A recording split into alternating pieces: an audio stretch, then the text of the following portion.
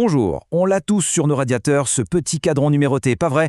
On le tourne, on l'ajuste, mais sait-on vraiment à quoi il sert? Eh bien aujourd'hui, on va plonger dans le cerveau caché de ce petit bouton et on va voir comment, sans qu'on s'en rende compte, il peut nous faire économiser pas mal d'argent.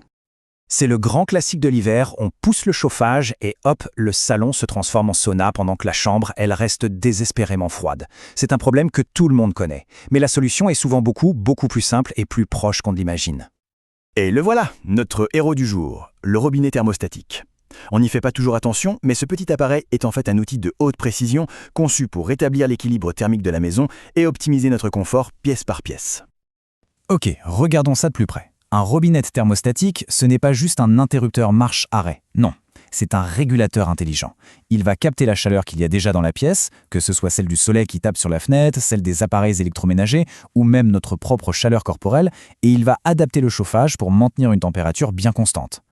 Mais alors, comment est-ce que ça peut bien fonctionner sans électricité, sans batterie, sans Wi-Fi? Le secret, il est purement mécanique. Ce schéma nous montre un peu ce qui se passe à l'intérieur. Dans cette petite tête en plastique se cache un mécanisme super ingénieux et surtout complètement autonome.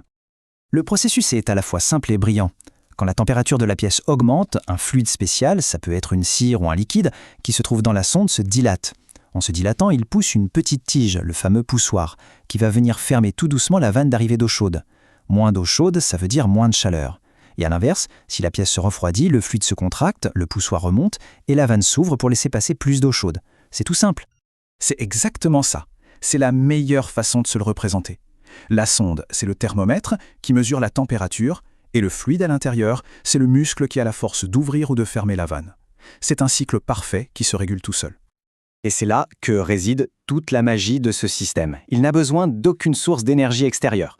Tout fonctionne grâce aux simples lois de la physique, ce qui le rend incroyablement fiable et, bien sûr, très économique. Bon, c'est bien de comprendre la mécanique, mais passons aux choses sérieuses, les avantages concrets pour notre portefeuille et pour la planète. Parce que, vous vous en doutez, réguler la chaleur avec autant de précision, ça a un impact énorme sur la consommation d'énergie. Ce chiffre, il est crucial. Selon l'ADEME, baisser la température de seulement 1 petit degré, c'est déjà 7% d'économie sur sa consommation de chauffage.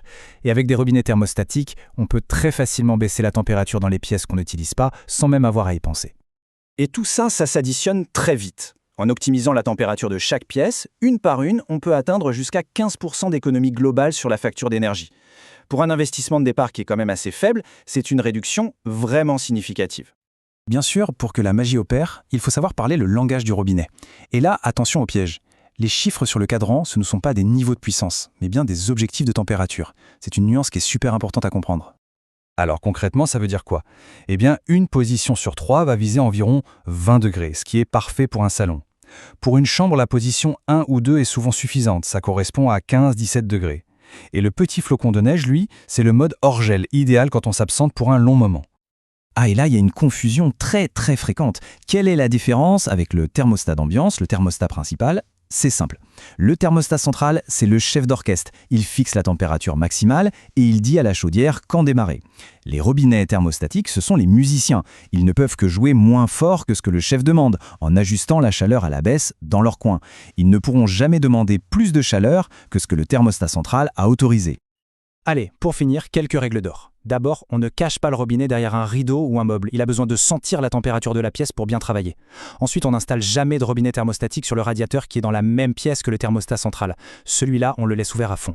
Et enfin, on laisse toujours au moins un radiateur dans la maison sans robinet thermostatique, souvent celui de la salle de bain, pour que l'eau puisse toujours circuler et protéger la pompe de la chaudière. Et voilà, le cerveau caché de nos radiateurs n'a plus vraiment de secret. C'est une technologie qui est à la fois simple, élégante et redoutablement efficace.